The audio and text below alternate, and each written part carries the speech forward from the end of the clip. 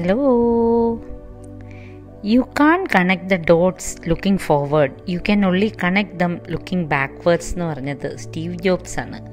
അതായത് നമ്മൾ ഭാവിയെക്കുറിച്ച് ചിന്തിച്ചിട്ട് ഉള്ള പല പ്ലാനുകളും അതങ്ങനെ മുന്നോട്ട് പോകുന്നതിനേക്കാൾ അത് കുറച്ച് പിന്നിലേക്ക് നമ്മുടെ ഇതുവരെയുള്ള എക്സ്പീരിയൻസുകൾ നോക്കി തന്നെയാണെങ്കിലേ അവയെ സംയോജിപ്പിക്കാനായിട്ട് കഴിയുള്ളൂ. എനിക്ക് വളരെയധികം ഇഷ്ടമുള്ളൊരു കാര്യമാണ്. അതായത് ഇന്നലകളെ മറന്നു കളയാതെ ഇന്നലകളിൽ നിന്ന് എന്തൊക്കെയാണോ നമുക്ക് പാഠങ്ങൾ കിട്ടിയത് അതും കൂടി എടുത്തുകൊണ്ട് നാളെയിലേക്ക് പോവുക എന്നത്. എനിക്ക് അത് ഇഷ്ടപ്പെടുമ്പോൾ തന്നെ ഞാൻ അതിനെക്കുറിച്ച് ഏറ്റവും മനോഹരമായിട്ട്, അതായത് ഇന്നലകളുടെ കഥകൾ, അന്ന് പറ്റിയ മണ്ടത്തിൽ, നിങ്ങൾക്കറിയാമല്ലോ, ഒരു മാധ്യമപ്രവർത്തക എന്ന നിലയ്ക്ക് പലപ്പോഴും ഇൻ്റർവ്യൂ എടുക്കുമ്പോൾ നമ്മളിപ്പോൾ ചോദ്യം ചോദിക്കുമ്പോൾ എൻ്റെ മുമ്പിൽ ഇരിക്കുന്ന വ്യക്തി അതൊരു താരമോ അല്ലെങ്കിൽ വലിയ ആയിക്കോട്ടെ, ചില കാര്യങ്ങൾ നമ്മൾ ഹോംവർക്കിൽ അറിയാം ഇവരുടെ ഇന്നലകൾ ഇങ്ങനെയായിരുന്നു, ഇന്ന കാര്യങ്ങളുണ്ടെന്ന്. അത് ചോദിക്കുമ്പോൾ ചിലരെങ്കിലും പറയും അതൊക്കെ ഇനി അതൊന്നും ഡിസ്കസ് ചെയ്യാം, അത് വിട് പറയും. പക്ഷേ അത് ചോദിക്ക് അല്ലെങ്കിൽ അതെനിക്ക് പറയണം എന്ന് പറയുന്ന ആൾക്കാരുണ്ട്. അങ്ങനെയുള്ള ഒരാളാണ് നവ്യ നായർ, നമ്മുടെ നടി നവ്യ നായർ. വളരെയധികം ഇഷ്ടമുള്ളൊരു കുട്ടിയാണ്. ഞങ്ങൾ തമ്മിലുള്ള ഒരു പരിചയം തുടങ്ങുന്നത് തന്നെ നവ്യയുടെ സിംപ്ലിസിറ്റി വളരെ വ്യക്തമാക്കുന്നതാണ്. കാരണം ഒരിക്കൽ ഞങ്ങൾക്കൊരു പ്രോഗ്രാം ചെയ്യണമായിരുന്നു കോഴിക്കോട്. പ്രോഗ്രാം ചെയ്യുമ്പോൾ അതിൻ്റെ കൂടെ അതൊരു ഇവൻ്റാണ്, അതിൻ്റെ ഒരു നൃത്ത പരിപാടി ഉണ്ടായിരുന്നു നൊസ്റ്റാൾജിയയുടെ മാനേജ്മെൻറ്റ് കീഴിൽ. സ്പോൺസർക്ക് നിർബന്ധം ഈ നൃത്ത പരിപാടി ഏതെങ്കിലും ഒരു സിനിമാ താരം വേണമെന്ന്. അപ്പോൾ ഞങ്ങൾ ആ ബജറ്റിൽ ഒക്കെ നോക്കിയിട്ട് ഒരു ഇന്നലകളിലെ ഒരു പ്രശസ്തയായ ഒരു താരത്തെ സമീപിച്ചു. ബജറ്റൊന്നും കുഴപ്പമില്ല, പക്ഷെ കണ്ടീഷൻസ് കേട്ട് ശിവനെ തല കറങ്ങിപ്പോയി. യു വോണ്ട് ബിലീവ്, നമുക്ക് ഒട്ടും ആക്സെപ്റ്റ് ചെയ്യാൻ മേല 100,000 കണ്ടീഷൻസ് ഉണ്ട്. അതൊരു അടിച്ചൊരു ഫോമിലാണ് വരുന്നത്. അതൊന്നും നമ്മളെ കൊണ്ട് പറ്റില്ല. ചെറിയ കാര്യങ്ങൾ. അപ്പം നമ്മളിങ്ങനെ വിഷമിച്ചിരിക്കാൻ പറഞ്ഞു നമുക്ക് നവ്യയെ വിളിക്കാം, ഈ ബജറ്റാണ് നവ്യയുടെയും ബജറ്റെന്ന്. അപ്പോൾ ഞാൻ പറഞ്ഞു അയ്യോ എൻ്റെ പൊന്നെ, എനിക്ക് അത്ര പരിചയമൊന്നുമില്ല കുട്ടിയെ. പിന്നെ ഇന്നലകളിലെ താരം ഇതാ പറയുന്നതെങ്കിൽ ഇപ്പം നവ്യയുടെ നല്ല ടൈമിൽ നിൽക്കുന്ന സമയമാണത്.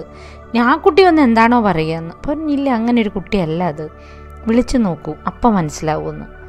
നമ്മൾ വിളിച്ചു. നവ്യ ടീമുമായിട്ട് വന്ന് അതിമനോഹരമായിട്ട് പെർഫോം ചെയ്തു.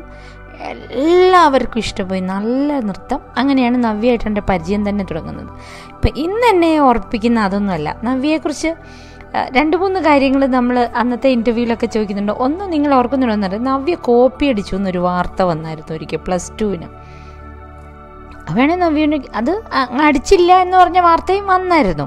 അതെന്താ നവ്യ സംഭവിച്ചതെന്ന് ഞാൻ ഒരിക്കൽ ചോദ്യമുണ്ടായി. അപ്പം നവ്യ പറയുക അതൊരു വല്ലാത്തൊരു സംഭവമായിരുന്നു. കാരണം +2-ന് നവ്യയ്ക്ക് കിട്ടിയ മാർക്കെന്ന് പറയുന്നത് 92% ആണ്. അല്ല +2 അല്ല 10-ന്. അത് കഴിഞ്ഞിട്ട് +2 ആയപ്പോഴത്തേക്ക് സിനിമയുടെ ബഹളാണ്. 4 പരീക്ഷ പഠിക്കണം. അപ്പോൾ 7 വിഷയം പഠിക്കാനുണ്ട്, 1 മാസത്തിനകം പഠിക്കണം. പുസ്തകമൊന്നും പഠിക്കാൻ നേരം കിട്ടിയിട്ടില്ല. 10ാം ക്ലാസ് വരെ ട്യൂഷനിലായിരുന്ന കുട്ടി ഫുൾ ടൈം 1 മാസം ഫുൾ ടൈം ട്യൂഷൻ, പോർഷൻ തീർക്കണം, പ്രാക്ടിക്കൽ ചെയ്യണം. സബ്ജക്റ്റിന് 4 ദിവസമേ ഉള്ളൂ. അങ്ങനെ പഠി വെച്ചിട്ട് അറ്റൻഡൻസൊക്കെ എടുപ്പിക്കണം. അങ്ങനെ പഠിച്ച് കഷ്ടപ്പെട്ട് കുട്ടി പരീക്ഷ എഴുതാൻ പോയി. അപ്പോൾ അങ്ങനെ ഇരിക്കുമ്പോൾ കെമിസ്ട്രിയുടെ പരീക്ഷ എഴുതി കഴിയുമ്പോഴാണ് അത്രേ ഒരു കൂട്ടുകാരി പറയുന്നു ആ കോപ്പി അടിച്ച വാർത്തയൊക്കെ പത്രത്തിൽ കണ്ടു എന്ന്. കുട്ടി ഞെട്ടിപ്പോയി. നവ്യ പറയുന്നു വീട്ടിലെത്തി വിവരം അന്വേഷിച്ചു. അപ്പോഴാണ് സത്യാവസ്ഥ.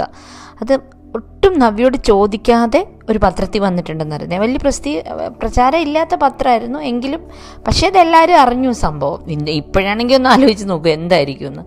അവസാനമാണ് അറിഞ്ഞത് ഈ നവ്യയുടെ കൂടെ 7ാം ക്ലാസ് വരെ പഠിച്ച് +2-ലെത്തിയപ്പോൾ കുറച്ച് കുശുമ്പൊക്കെ ആയ ഒരാൾ വിദ്യാഭ്യാസ മന്ത്രിക്ക് പരാതിക്കത്ത് അയച്ചതാണ് ഈ സംഭവം.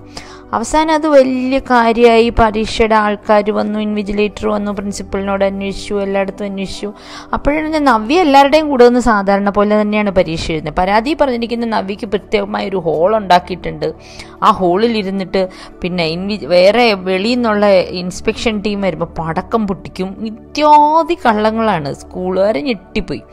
അവസാനം ആ സ്കൂളിലെ പഠനത്തിലുണ്ടായിരുന്ന നവ്യയുടെ താല്പര്യം, സ്കൂൾ റെക്കോർഡ്സ്, ക്വിസ് മത്സരത്തിൽ നേടിയ നെടുങ്കൻ സമ്മാനങ്ങൾ, നവ്യയുടെ ആദ്യത്തെ സ്കൂളായ ബദനിയിൽ നിന്ന് ഹെഡ് മിസ്ട്രസ് ഉള്ളവരടക്കം വന്ന അന്വേഷണ സംഘത്തിന് മുമ്പിൽ നിൽക്കുന്നു. ഇതൊക്കെ പറഞ്ഞു കഴിയുമ്പോഴത്തേക്കുണ്ടല്ലോ നവ്യ ഇരുന്ന് ചിരിക്കുകയാണ്. എന്നിട്ട് നവ്യ തന്നെ പറയാണ് അന്ന് എനിക്ക് ഒത്തിരി സങ്കടം വന്നു. റിസൾട്ട് വന്നപ്പോൾ ഹൈ ഡിസ്റ്റിങ്ഷനൊക്കെ ഉണ്ടായിരുന്നു. ഇത്രയാണെങ്കിൽ കോപ്പി അടിച്ചാൽ ഹൈ ഡിസ്റ്റിങ്ഷനൊന്നും കിട്ടൂലല്ലോ, കോപ്പി അടിച്ച് ജയിക്കാമെന്നല്ലേ ഉള്ളൂ, ഹൈ ഡിസ്റ്റിങ്ഷൻ മാത്രം കോപ്പി അടിക്കാൻ എങ്ങനെയാണ് പറ്റുക? പക്ഷെ എന്നാലും ഒരുപാട് സിനിമ ചെയ്തില്ല എന്ന് അങ്ങനെ ഭയങ്കര കരച്ചിലൊക്കെ ആയിരുന്നു. പക്ഷെ നവ്യ അതിനെക്കുറിച്ച് പിന്നെ പറയായിരുന്നു, അല്ലാത്ത വിഷമിച്ചു വന്ന്. പക്ഷെ പിന്നീട് മനസ്സിലായി ഇതൊക്കെ ജീവിതത്തിലൊന്നും ഒന്നുമില്ല. ഇനിയിപ്പോൾ അന്ന് ഞാൻ ഇൻ്റർവ്യൂ ചെയ്യുമ്പോൾ നവ്യ ഏതാണ്ട് സിനിമ വിടുന്നു, വിവാഹം കഴിക്കാൻ പോകുന്ന സമയമാണ്. എന്തോന്ന് ഇതിലൊക്കെ ഒന്ന് ഇപ്പം ആലോചിക്കാൻ പറ്റുന്നുണ്ടെന്ന്. പലരും ഇല്ലേ ഇപ്പോൾ ഞാൻ പറഞ്ഞ ഈ കഥയിൽ ഏറെയും കുറഞ്ഞും നമ്മുടെയൊക്കെ ജീവിതത്തിലുണ്ടാവാം കൂടെ നിന്ന് ഒരാൾ ചതിച്ചത്, ഒരു കാര്യമില്ലാതെ നമ്മളെ കുറ്റപ്പെടുത്തിയത്. പക്ഷെ നമ്മൾ പലപ്പോഴും എങ്ങനെയായിരിക്കും അതിനെ ചിന്തിക്കുക? ഐ ഡു ഡിസേർവ് ഇറ്റ്, ഞാൻ ജീവിതകാലം പുറത്തു കൊടുക്കില്ല, എന്തായാലും ഞാൻ പൊറുക്കില്ല, അങ്ങനെ ഒരു കാര്യം എനിക്ക് ചിന്തിക്കാൻ പോലും പറ്റില്ല. എന്തൊക്കെ വാശിയുടെയും വൈരാഗ്യയുടെയും ഒക്കെ ഭാണ്ഡക്കെട്ടും കൊണ്ടാണ് നമ്മൾ ഈ ജീവിതം മുന്നോട്ട് നടന്നു പോകുന്നത്. എന്തിനാണ് എപ്പോഴോ എവിടെയോ ഒരു മിന്നൽ പോലെ തീരാനുള്ളൊരു ജീവിതത്തിൽ ഇത്രയും വലിയ ഭാണ്ഡക്കെട്ടുകളുടെ ആവശ്യമില്ല. ഈ നവ്യ പറയും പോലെ കഥ പറയുകയും അതിലെ കാര്യങ്ങൾ മനസ്സിലാക്കുകയും ചിരിക്കുകയും ചെയ്യാൻ എന്തുകൊണ്ട് നമുക്ക് പറ്റുന്നില്ല? ചിരിക്കുക, അതൊക്കെ ചിരിച്ചു വിടാനായിട്ടുള്ള എത്ര കാര്യങ്ങളാണെന്നറിയോ? യഥാർത്ഥത്തിൽ അങ്ങനെ വിടാതിരിക്കാൻ മാത്രമൊന്നും ഒരു കാര്യവും ഈ ജീവിതത്തിൽ ഇല്ല. ശുഭരാത്രി.